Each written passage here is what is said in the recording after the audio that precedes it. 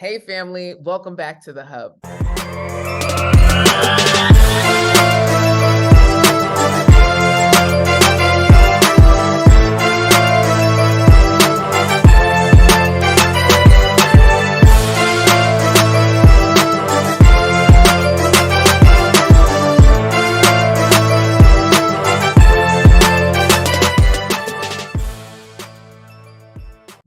So today I'm doing something different, right? I have my good friends here, Aiyana and Ayize Ma'at, the founders of Black Love and Marriage.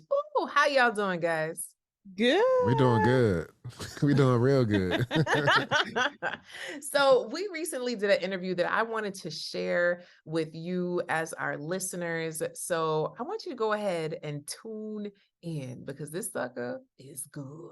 Welcome, welcome, welcome, ladies. So excited that you guys have decided to join us here tonight for a very rich conversation with two individuals that I have so much respect for. So on one hand, we have my biz bestie, Aiyana herself, right? And then we have her husband, Ayize. And together, they have created something called the Ma'at method, where they help couples go from scraggly to successful, right? And that could mean a bountiful amount of things. But one thing I could tell you is that they are both trained, licensed psychotherapists. Like, say, what?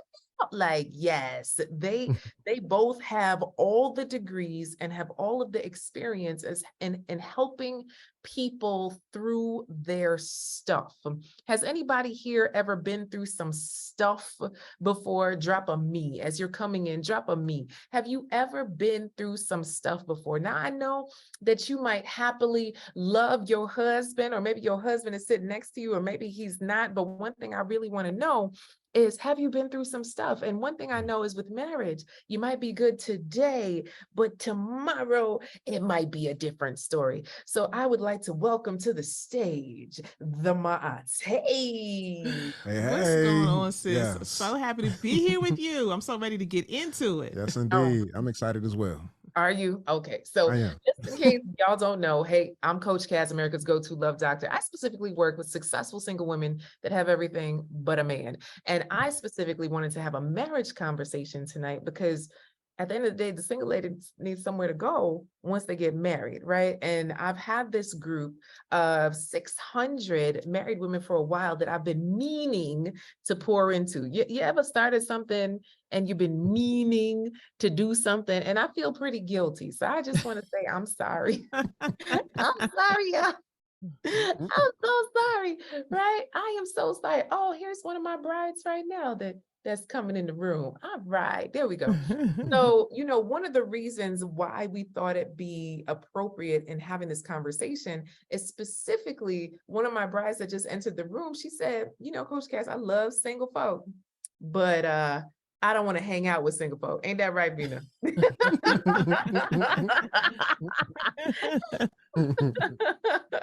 I love it. I love it. I love it. So tonight, really what we're talking about, we got a lot that we have going on, right? And I brought Aiyana and Ayize here because they specifically have an organization where they support married couples in their journey. So, before we get into Q&A and the deep dive questions, I really want to hear from what brought you to the work that you do, because I know several married couples are here and they've never heard of what you have going on. They have no idea that something like this even exists outside of like marriage ministries, right? And with marriage ministries, they're beautiful, but they don't necessarily dive as deep as y'all do. So while everybody's here, I'd love for you to share. Yeah.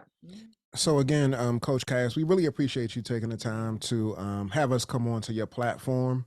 And as you already mentioned, we are Ayize Aiyana Ma'at. My name is Ayize. This is my lovely, incredible, and beautiful wife, Aiyana. And so we've been doing this work together for the past 13 years. We have over 30 years of combined experience in this space and in the mental health profession. And so when it comes to specifically working with couples, I will say that our journey started from a place of us having some issues in our relationship. Lord knows. Yes. And so, one of the things that, we lift up often is that we started in the church. One day we went to a program, and one of the things that was mentioned during the program was like, go downstairs in the fellowship hall after church. Is anybody familiar with that? Like, go downstairs in the fellowship hall and engage with the folks. But downstairs, there was a program that was taking place where two individuals were going to be teaching some lessons around marriage. And so when I was reluctant when I was like, come on, let's when go the plea was downstairs. made to go downstairs. I'm like, okay, is there gonna be food downstairs? That was my question. And so I was reluctant and hesitant. And what was interesting is that my wife, she lifts up that one of the primary reasons was that she was trying to get me fixed. Yeah. And in doing the work that we do, I hear a lot of men speak to the fact that their wives are trying to get them fixed. And so, as you can imagine, as a dude, I'm like irritated by that. Like, you always got all these issues with me. I don't have a list of issues with you. I'm just going about my day and doing my thing. But if you really want me to go downstairs, I'll go downstairs. And so, again, I went downstairs, and you learn some things in that process yourself. I did. I mean, long story short, the couple, and they weren't a married couple, actually. They were actually leading the class together, and they are mentors of ours. They taught a class called Marriage Boot Camp or Basic Training for Couples. And we went to these classes for like 8 to 10 weeks. We went through one round. And then, Cass, at the end, I was like, oh, it's over? Can we do it one more time? It became the ritual. Like, they were like, okay, you can go through it again. We went through it again, and then it was over. And, we were like, there's something about this, right? Being in proximity to other couples, to being able to talk about stuff that you're dealing with. And we didn't want to stop. And so one of the leaders said, do you all want to be a mentor couple? We were like, whatever that is, yes, that sounds good. Sign us up. And so that really started us on our path. We did not know that years later that we would then move into, after doing that, teaching the classes and then developing our own classes and going on YouTube and answering questions and then developing an organization. And people said, well, do y'all work with people? And we're like, well, I guess we can. I guess we do. And so now today we have the number one group coaching community for married couples and individuals who are really focused on doing their personal work and their relationship work. We have 200 plus members that really come together every month. There are classes going on, support groups, sister circles, men's lounge, local meetups, annual retreat, annual conference. And so it's this group of like-minded folks coming together, struggling with things. Nobody coming in there is got it all together. So folks are dealing with overcoming sex and intimacy issues, sexless marriages, overcoming infidelity, roommate marriage, empty nester stuff going on, and newlyweds, and really kind of having a breakdown about how we do this thing. So it runs the gamut.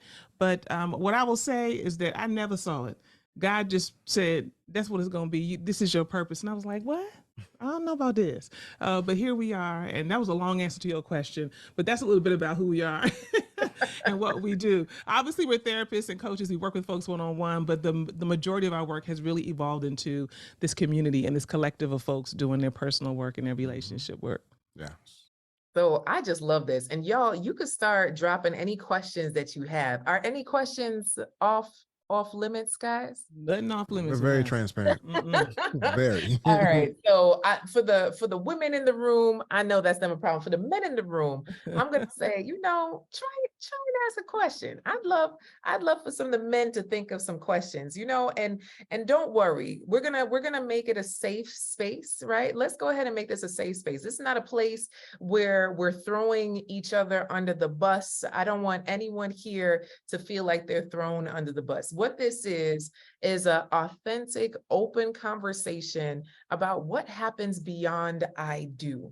Because some of us, no matter your age, have this made up thought, right? So I'll ask this question to you all to start off, right? So we have this made up thought of what we thought marriage would have been. Or maybe while we were dating, it was one way, but then in marriage, it's a different way. So how do we do that transition, from this fantasy or fairy tale in our mind, or feeling like we got duped, to really be able to be in a space of accepting the person that we're with and working with what we got, and not feeling sad or bad about it. What would y'all say to that? Mm-hmm. Mhm. So one of the things that we lift up is that relationship work is personal work.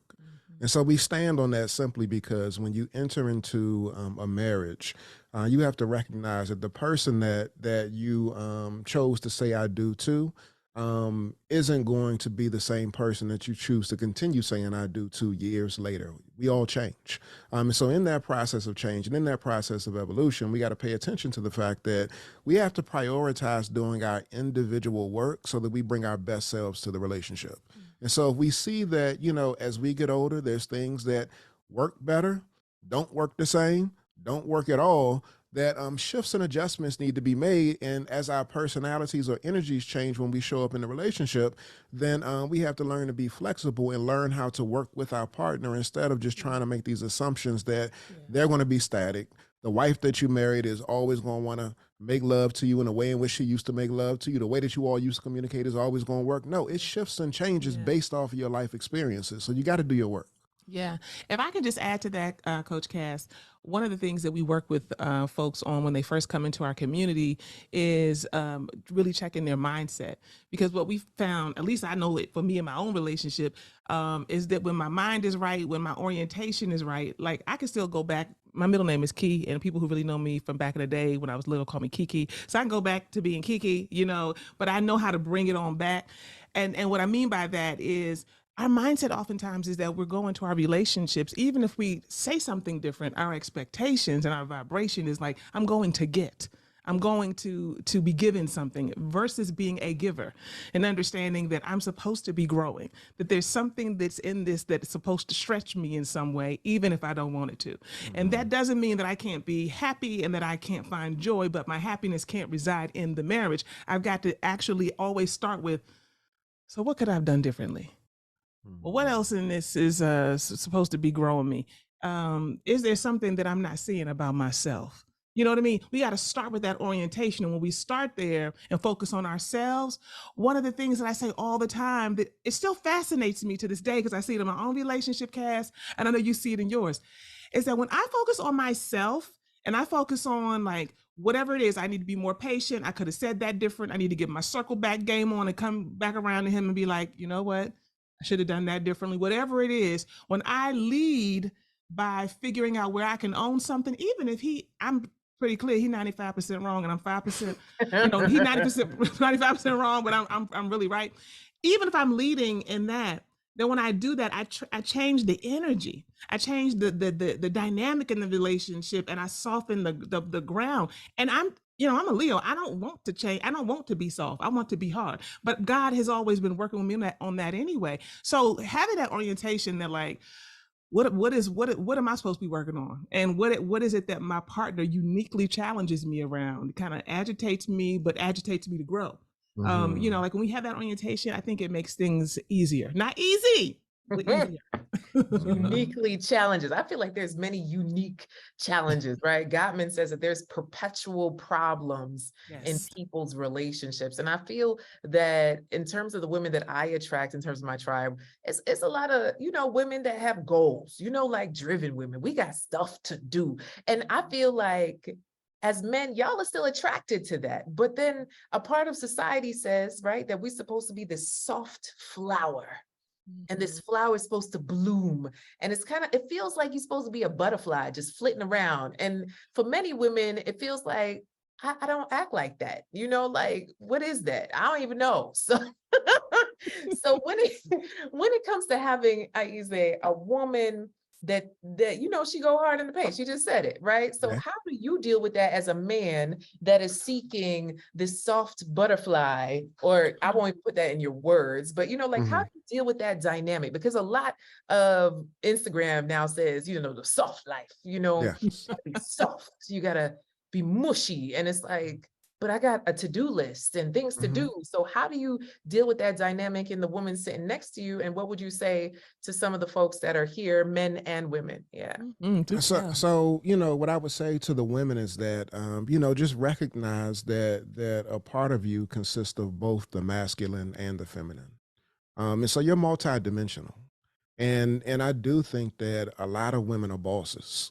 And I respect that. I appreciate that. And I applaud that. And at the same time, too, you're my bae, you're my boo. And so you have the capacity to stretch beyond just what you exhibit in the boardroom.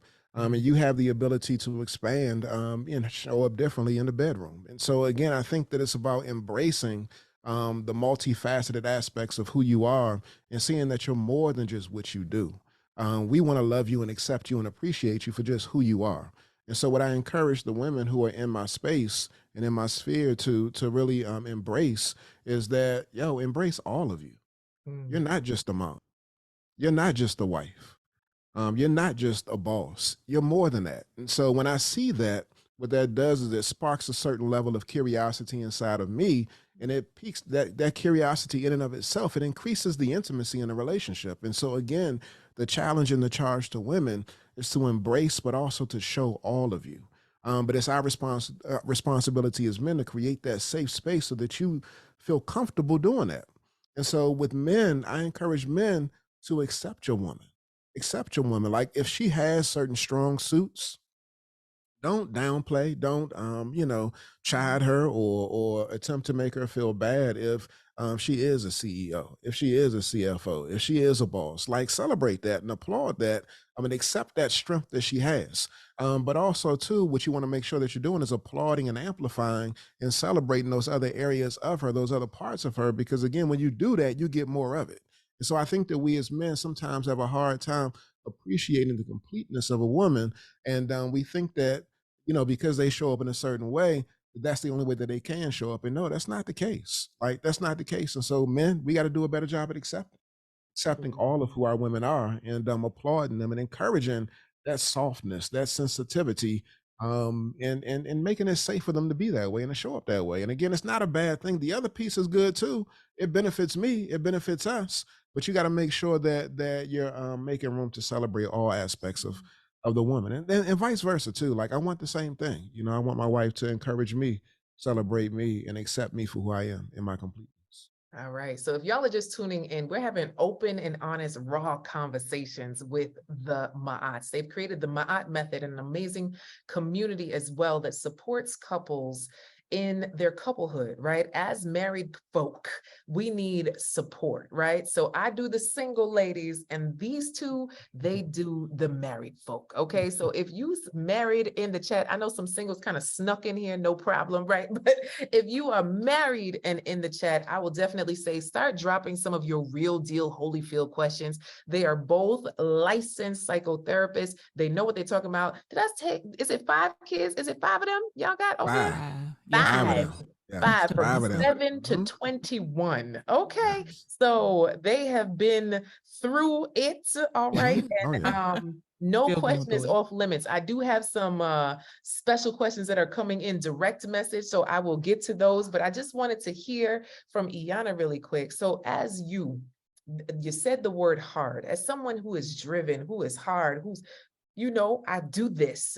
How do you work on becoming soft? Or what do you feel like your husband does for you? Because y'all got a lot of soft videos on the internet that I say you need a OnlyFans, because y'all just too sexy for me. You know I what I know mean? you lying.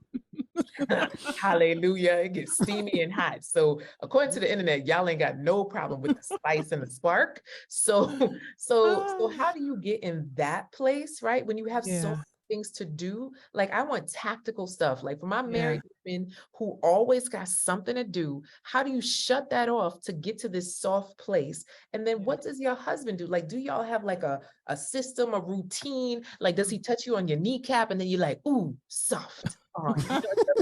Switch. Come on, talk to us.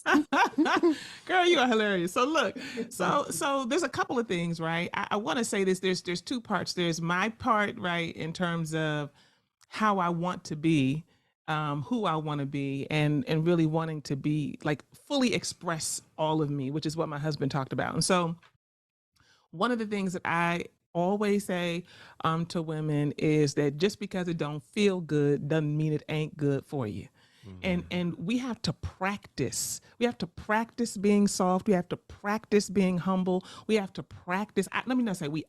I've had to practice being soft. I've had to practice being humble. I've had to practice using less words. I've had to practice managing the intensity of my energy. I've had to practice stepping back and making room for my husband. You know what I'm saying? Like, it's practice, and really any and everything that we're doing on a day-to-day basis in our relationships, really intimate relationships or otherwise, we're perfecting that. If we generally don't listen, we're just getting better and better at that.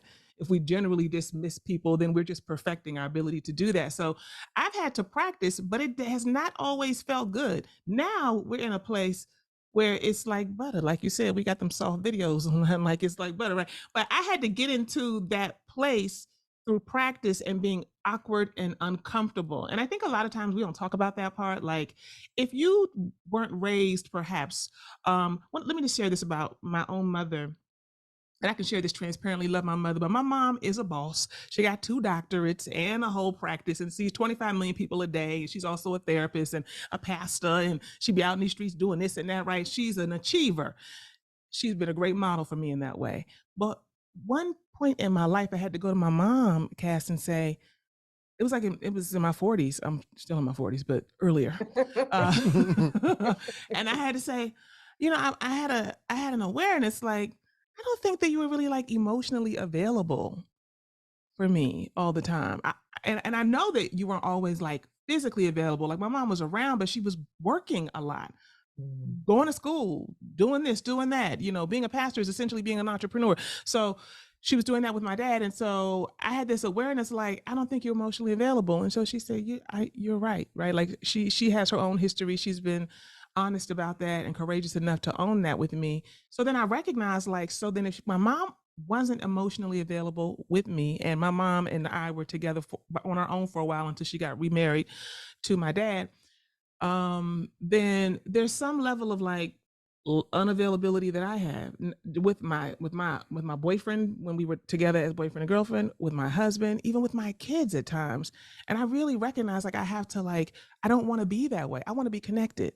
I do want to be connected. And that meant for me that I had to be willing to be uncomfortable because it was not familiar territory for me. Like, it's familiar for me to kind of intellectualize what's happening and to break it down and to explain, but not to go to my heart space. But I practiced. So I just want to, like, anybody who's listening now, I want to replay, like, release you to being like, this feels weird, but that doesn't mean it's not good. And so for me, that's been like the number one thing for me. It's just to practice it in all of my relationships, like being open, little by little, you know what I'm saying? Little by little. Cause I can't live there 100% of the time, because that would overwhelm the hell out of me. You know what I'm saying? But, really trying to do that in my relationship, that's been helpful. The second thing I want to say, I know I'm amplifying, I'm taking a long time, but I just want to say this really quickly. My husband is a model for me. And this is what we can do in our relationships. We can pay attention to where our partners model for us. My husband has always been, I remember, I'm sorry, I keep thinking about these stories, but I remember back in the day, my older sister said, Dad, when Ayize be like talking to you or you be talking to him, he just really be paying attention. He be like really looking at you, like he's present. Like, he's always had that. He's Pisces, if anybody that matters to, right? I'm a Leo. He's Pisces, right? And so he's able to be present. He's able to like hold space. He's able to like intuitively kind of know what's needed. Yeah. And so I learned so much from him, Cass, and he's been able to like show up for me in ways that I didn't even know he was showing up for me, to give me permission. And so I think that and he grew into that. We high school sweethearts, so we was young when we got together. We didn't know what we were doing, but he grew into that part of himself. I grew as well into who I am today. But I think recognizing what he does well, and then my telling him, I like when you do that, like that's helpful for me, or that's not helpful for me.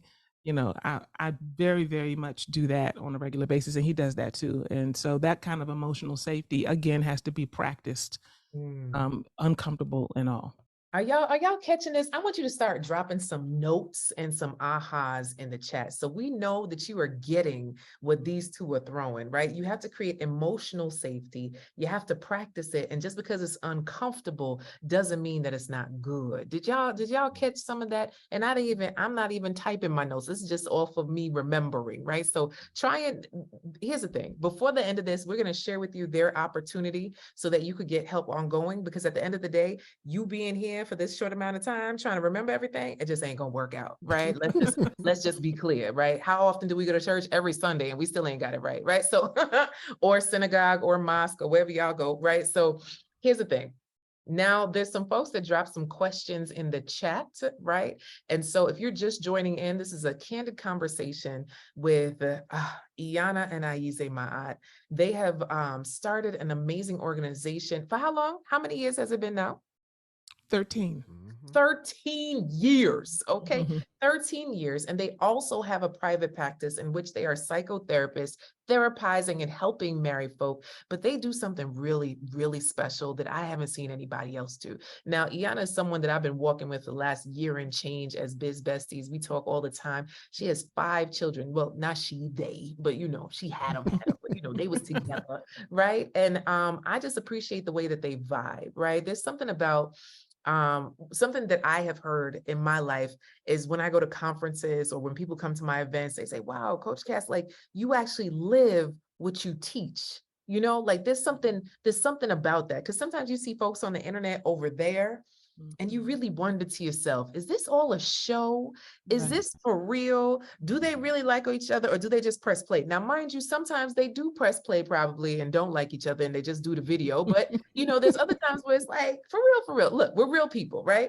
So at the end of the day, no question is off limits, right? So we have from single, engaged to married. They mainly work with the folks who are married. But I'm going to tell you right now, we got some good questions in the chat. So I'm going to start it off with this one. What is your definition of a wife submitting to her husband? Now, that's right on track with what we're talking about. All right, whoever want to take that, go on ahead. And I like how you did your glasses like that too. Pass that one on that's to a me. touchy one. With my single ladies, it's like submission is like a cuss word. Like, yes, I know. That's why I'm gonna fall back I'll go ahead and let y'all and you can answer that one, babe. Right. So look, I think this piece is important. Again, let me just start let me start right here and just jolt you for a second. Submission is sexy. Submission is important. I know, and I tell you I'm a Leo, right? So, okay, so work with me here. But submission is sexy. Submission is important because here's the piece. There are times when I need to submit to what my husband is asking, what he is saying, how he is directing. There are times when he needs to submit to what I am asking, what I am directing, and what I am saying. The way that we live our lives is that we submit one to another, and then we together submit to God. But there are places that I lead, and there are places that he leads. I'm not going to get into theology in terms of what people think about what God says. That's your own personal kind of process, right? And I want to respect that.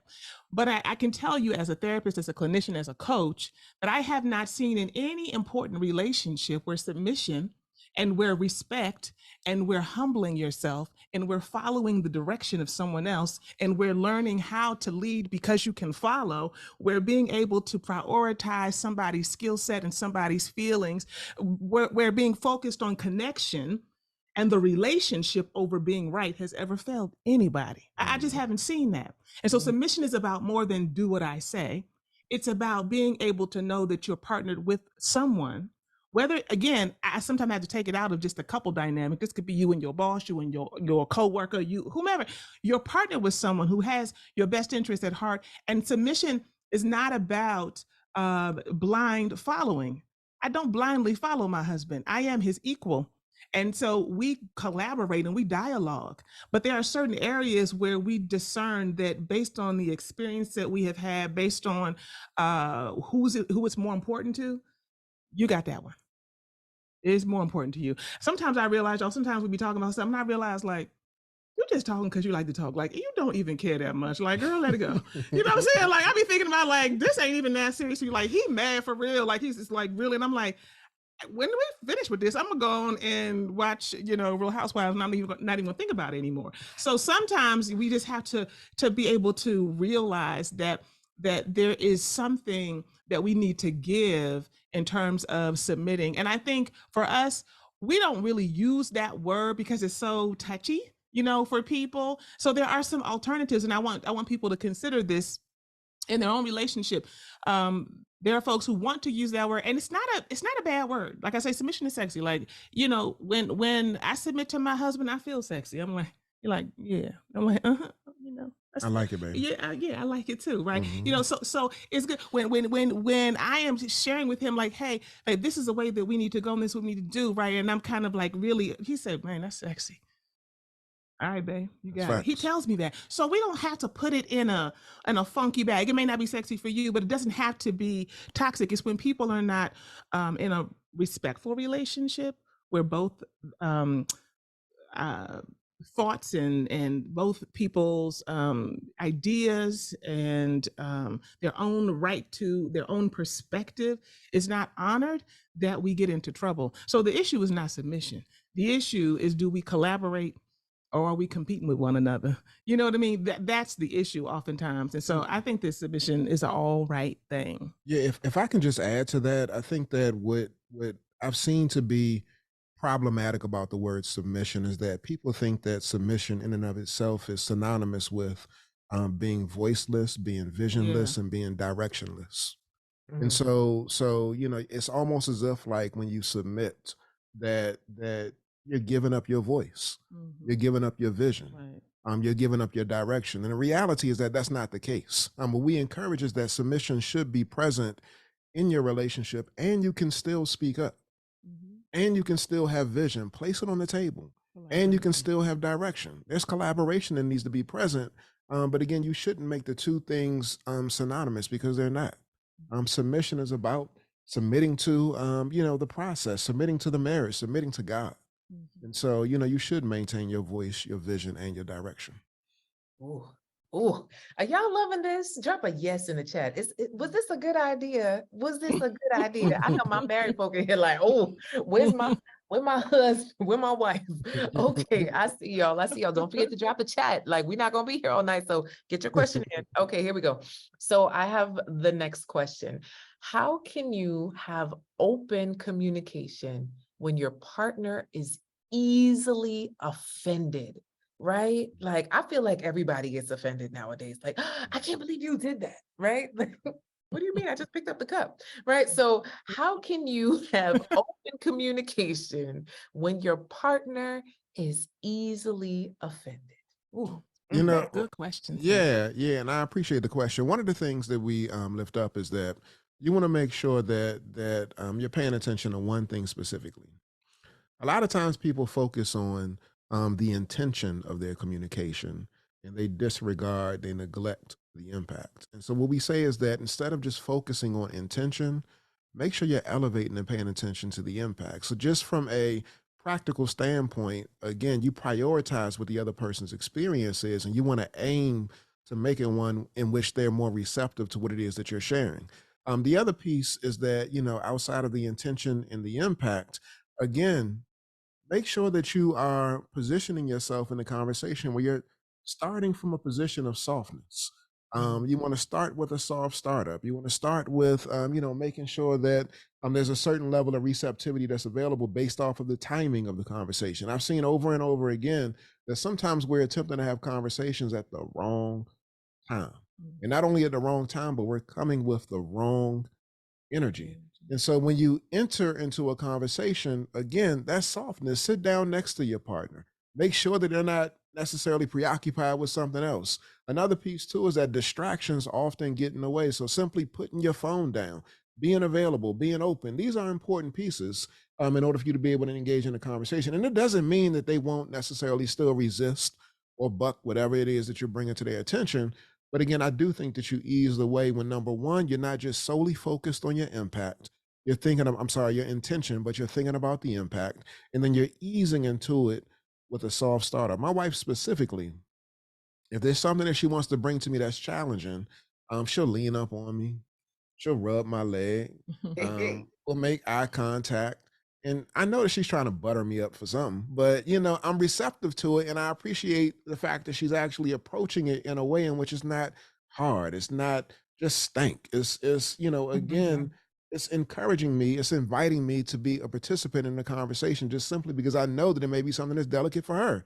And if it's something that's more benign, something that's simple, again, making sure that she's intentional in the conversation by putting her phone down, asking me to put mine down, making sure that we have undivided attention, not making it a barrage of words or anything like that when I'm in the middle of doing something, but being sensitive to where I am mentally Mhm. and emotionally prior to her approaching me. This right here paves the way as a man for me to be more open to having a conversation. And I get that some dudes are just like, I don't ever want to talk at all. Mm. I don't want to talk to you at all. And so for the brothers that be in that space, and even for the sisters that are in that space, what I've seen is that it makes it easier when you're actually able to schedule conversations that may be a little bit more difficult. So what we say is that pick one day, pick one topic, and pick 1 hour. So this right here, it benefits each person. Number one, the person that is more verbose, the person that is an amplifier, they know that they have at least 1 hour during the course of that week in which they I can be get looking all of the forward to stuff that. out. I'll be like Thursday at 3 o'clock. And then the person that is like running away or the withdrawer when it comes to the conversation, they know that I got 23, I mean, I'm sorry, They six know or days and you know. 23 hours, You six know. days and 23 hours to avoid, to sidestep this conversation before we got to have it. So it's a win-win situation for both people. Again, you can schedule the more difficult, more complicated conversations, but again, one day, 1 hour, one topic, and then you move on to the next one at a different point in time. That's real discipline. One day, 1 hour, one topic. But what if I got my Wow. 15 things? What if I got my Child. list? So that's a therapy Hey. session, ain't it? Yeah, get it out somewhere else. Yeah, yeah. Okay, in the men's lounge, in the sister circle. Right. Hmm. That's I right. got you. I got you. Hmm. Y'all got a whole community to get Yeah. that fuck out. Everything ain't gotta be talked through. All That's right. right. Mm. So That's right. that was good. What y'all get from that? Can you drop in the chat? I want to make sure note takers or money makers that work somewhere. So note takers have amazing relationships. There we go. I got nothing. I got nothing for you. So I want to see y'all drop your notes in the chat. So because we're gonna end this right here if y'all don't know how to take notes and drop what are the bombs that y'all getting. I put the bomb on y'all, or they put the bomb. I'm just here to facilitate the goodness. So y'all loving this? Drop a yes. Drop a yes in the chat. Yeah. For those who just joined in, we had a few just join us in. I'm Coach Cass, America's go-to love doctor. I specifically work with successful single women who desire real love and maybe have had a little bit of a struggle and want some help with that, right? I believe that love is a journey and not a destination, and you shouldn't do it by yourself. And I've aligned with these two mainly because they believe the same thing, but they work with married couples. So together, by our forces combined, Yes, yes. we're Captain Planet or y'all gotta help me with some better The super team. things. I ain't got nothing. I ain't got nothing. This is Yana and Ayize Ma'at. And they have started an amazing organization. And I'm gonna go ahead and drop the link down below so y'all have it, right? So for those of you who are married and you're like, listen, where has these two been all my life?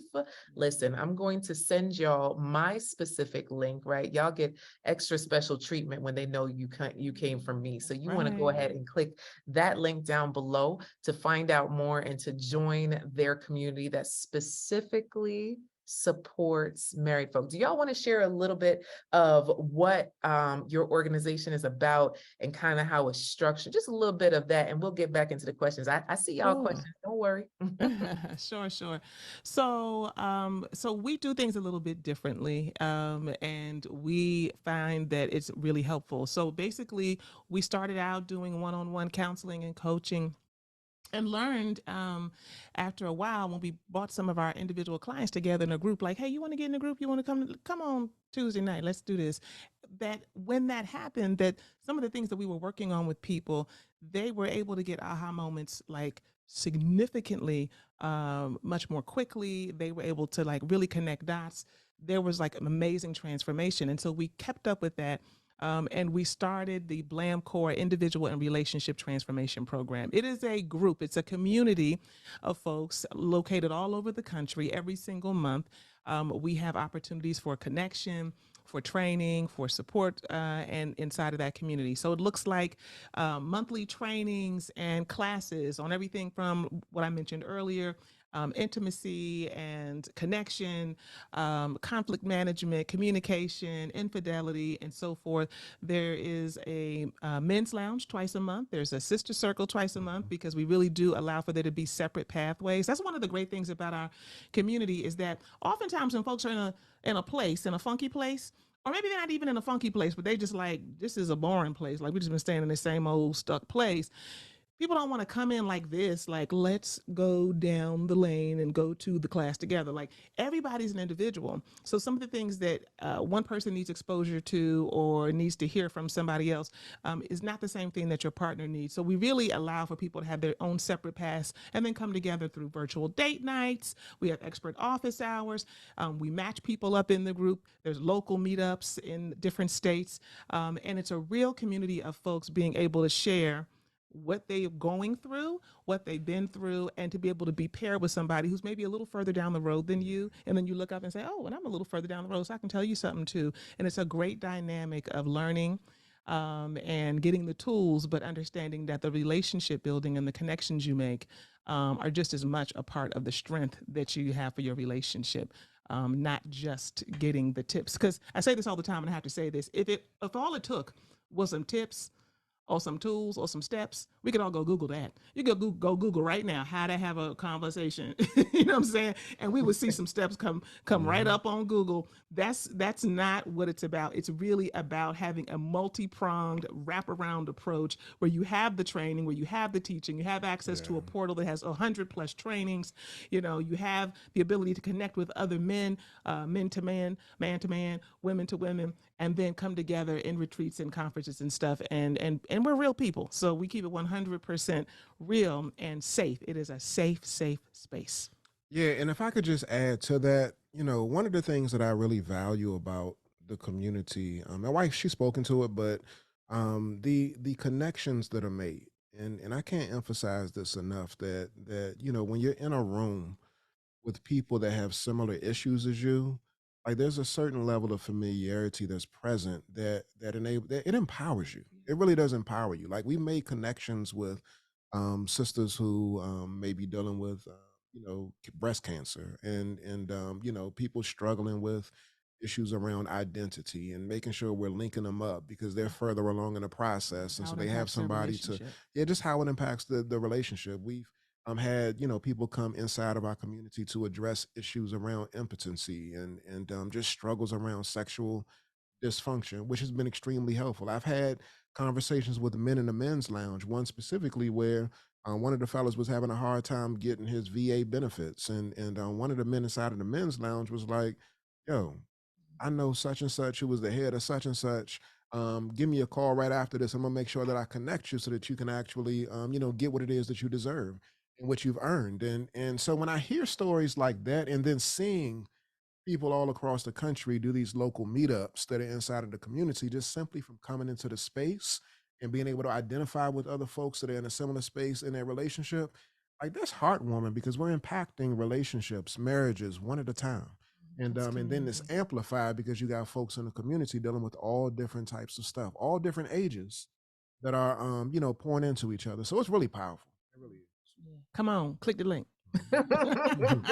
That's it, right? So for those of you that are married, this is the open altar call for y'all to go ahead and click the link and join Blam. I put my stamp of approval on it. Y'all come tell me how good it is, right? That's what I want to know. I want y'all to tell me, you know what, I signed up Coach Cass and understand that I don't put my stamp of approval on nothing. So this is a big deal to have this conversation because I really do love these two and their heart is just absolutely amazing. Okay.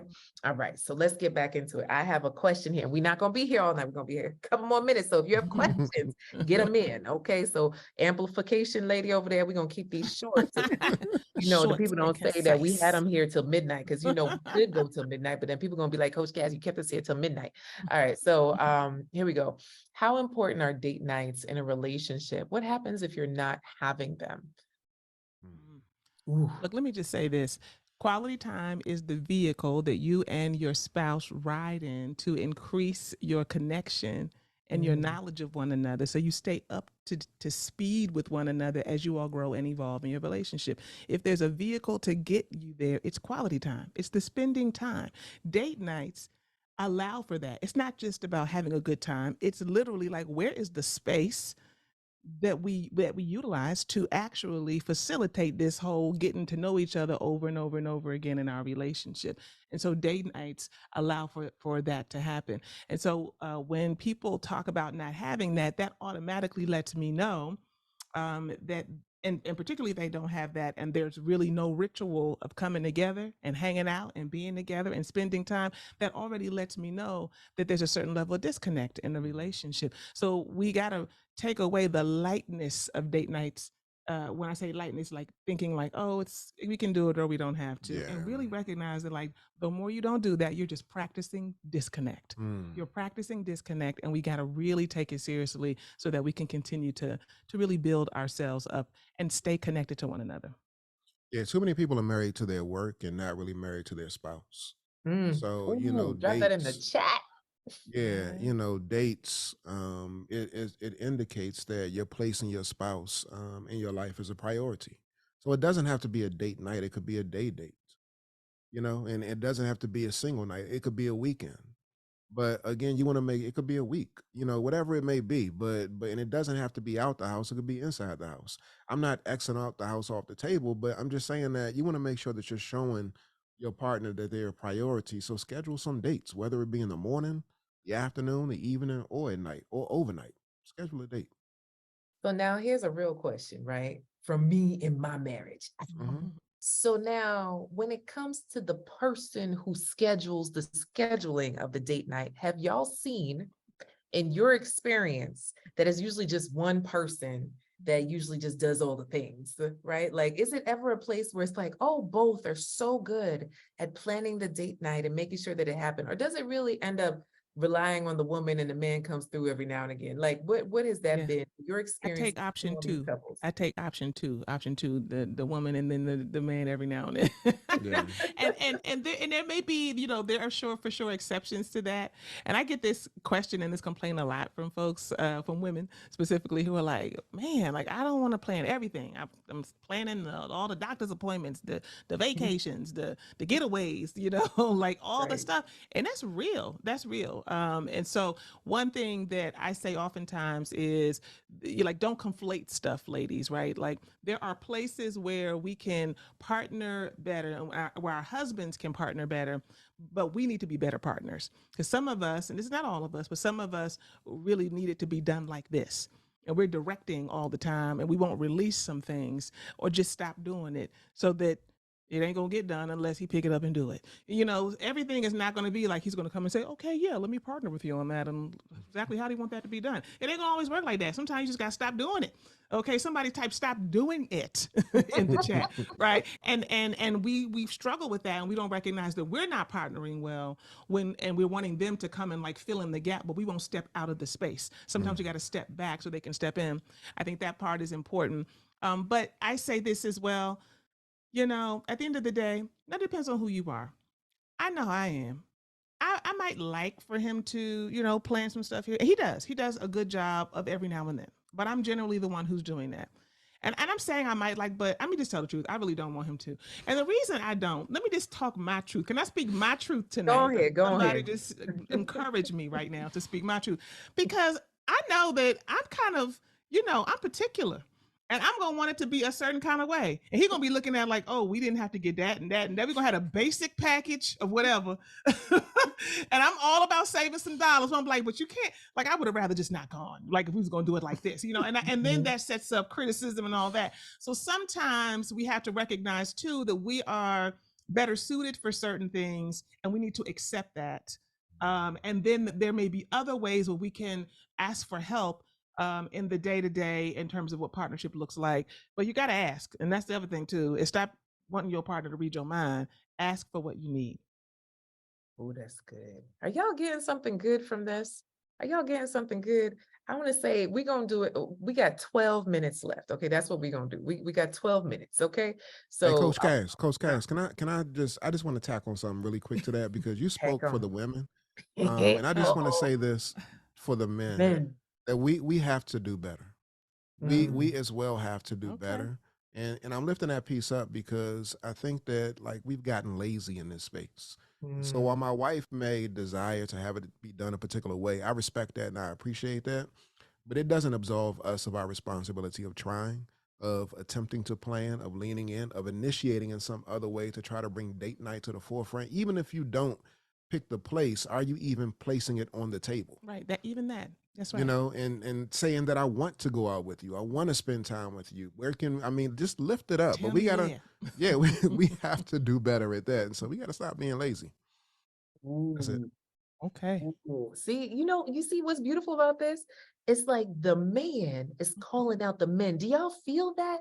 Now, fellas, I feel like you kind of felt that a little bit different. It'll be different from Iyanna saying that. You see how that works? You see how that dynamic works? Being able to hear from a man's Yeah. perspective that's also not that great with planning the dates.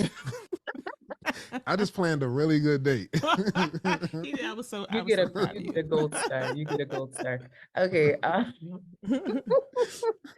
Um, okay, I'm running through questions. Hold on, hold on, hold on. Uh, okay. All right. Will you ask about how to rekindle the spice after having children? Also, how not to get lost in being a parent and forgetting to be a partner. I think that goes good with that last question. See how that all comes together? Y'all Hmm. lines of Yeah. questions. Yeah. I think I'll just answer it by saying this. It's not our partner's responsibility to do that for us. I think naturally, based on how our brains are wired as human beings, a lot of time we're looking in our couple relationships for our partner to rescue us, to get us, to relieve us. And I'm not saying that that's not a normal, natural desire. But what I'm saying is that when you feel that feeling come up, recognize that if they don't come rescue you or tap you on the shoulder and say, hey, do you need some help? Like, are you getting lost over there in motherhood? If they don't do that, then you have to, as I just said a second ago, ask for what you need. And so the first person that has to make sure that you set healthy boundaries for yourself in your marriage, all healthy relationships, sidebar here, all healthy marriages have good, strong boundaries. Oh no, sweetheart, I can't do that. That's not going to work for me. That's not gonna work for me. And sometimes I think we get confused about that because we're like, well, aren't we supposed to be one? And I don't want to say I'm not going to be supportive. You can think about how you take care of yourself. So getting lost a lot of times is not just a function of your overwhelm or kind of being kind of in the realms of motherhood and that kind of thing and what your partner is or isn't doing. It's also a function of your ability to take care of yourself, to Mhm. prioritize your self-care, to spend time by yourself, to not rely on your partner for things that they should not be giving you anyway. I think we got to start with self. That's what I'm really trying to get at. And then from there, when you're kind of filled up, and you're doing that on your own, then the connection, the quality of the connection and the time that you have with your partner is going to be that much better, because you already have been doing that on your own. So you got to be intentional. You got to get it on a schedule, So all here's that a good stuff. here's a question to put in there, right? So some folks, many times it's a single mom. So a single mom getting married, right? So she has her kids who it's been her and them this Yeah. whole time, right? So then now here's my partner, my husband that I love so much. How do I, who it's been me and them for so long, how do I make sure to include my husband in this conversation in this world when we've been rocking? And how do I now put them second to put my husband first? Like, how do you even get that dynamic together in your head and help your husband to feel like he belongs? Yeah, That was yeah. a lot. Yeah, I want to say though, I do think it's a normal. A lot of people don't even articulate it that like this is a thing. Like Mhm. this is hard for me, and I might even know where I want to be, but let me tell you, I'm not there. Like people don't even articulate that. And one of the things that I think would be helpful, especially when we have enough awareness to know, like I'm kind of having a hard time in this place, is to talk about what talking about it might be like. Don't even talk about it yet with your partner.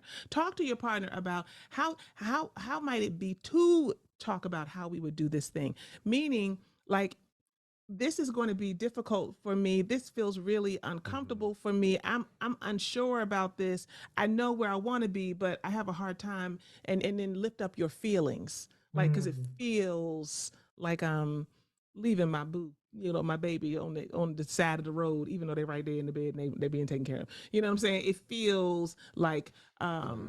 I'm losing a part of my identity that is a big part of how I define myself. Like, talk about your feelings. So we always say, and you can Google this, or you can come on into our community and you can get a copy of it. But you can also Google online, the emotions wheel. If you just search for the emotions wheel, right? Like, just lift up, like, because a lot of times we don't know what our feelings are. How are Mhm. you feeling? And just share your feelings about it without having to get into how we're going to solve it. Because I think the more that our partner knows how we're feeling, and the more that we know how we're feeling, and we call out the feelings, then you all can kind of tarry down that road together and work through the awkwardness of that transition. But it's just a transition and you'll get to the other side. The That's way that good. I visualize that is, if you can just imagine everybody having a clenched fist, to go from having a clenched fist to having an open hand, you have to release. And so there's a process and there's phases that you're going through when you actually release. And so again, to be collaborative in your experience with your partner and share what that feels like to go Yeah. from clenched fist to release, but then also too to know that you got somebody that's there that's willing to hold your hand in that process. Like that's liberating in and of itself. And so it's a graduated process that you go through, a gradual process that you go through when you're going from holding so tightly to your babies to releasing and making room for your man to grab your hand. Hallelujah.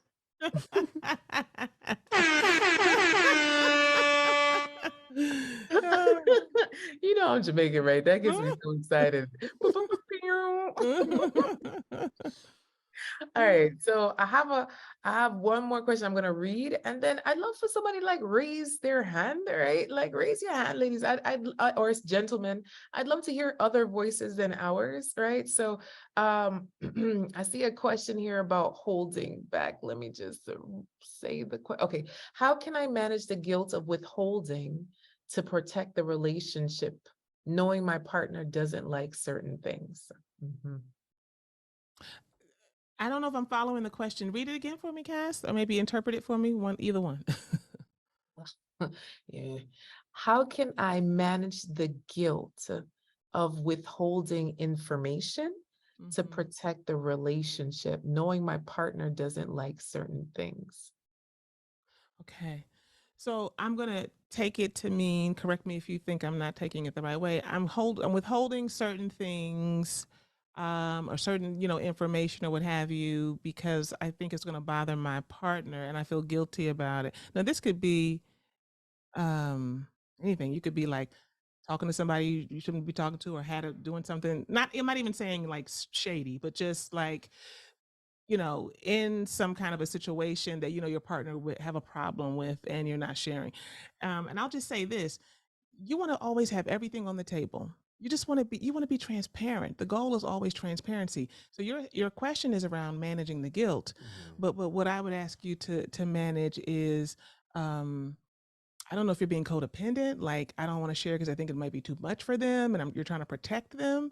Let your partner be a grown man, woman. I don't know who asked that question, right? They can handle it, and we don't have to protect them. Also, ground yourself. Like, learn how to ground yourself. Sometimes I have to take off my shoes and put my feet on the ground, or just sit and do some deep breathing, or put on some gospel music, whatever I got to do to just ground myself to know, like, you're built for this, you can do this, Mhm. you can get through this. Because sometimes we say we're protecting somebody else, but really we don't want to deal with whatever we think the Yeah. outcome will be. So don't manage the guilt. Is a useless feeling, by the way. It does not serve anyone, it does not help anybody. Remorse is one thing, but guilt does not do anything for anybody on any day at any time. So you want to release that and replace it, with, really managing maybe the anxiety that might come up when you Mhm. think about sharing. And I always say to people, when you got to bring up something or share with your partner something that's like funky, talk about the feeling first. I need to talk to you about something, but I feel really anxious. Right? Talk about the feel. Talk about talking about it, because that encourages vulnerability. and then they can kind of lean into you differently, and it helps you to be able to just be more open. So Mhm. those are some of my thoughts. Oh, this is good. All right. So we have our last question. People over here trying to send me all the 97 anonymous questions. Fine. So suggestions for a man. So this is from a man. Okay. Okay. Suggestions for a man who wants to lead, but deals with self-doubt, right? Like it's a lot. Mhm. It's a whole lot. So Yeah. take it away.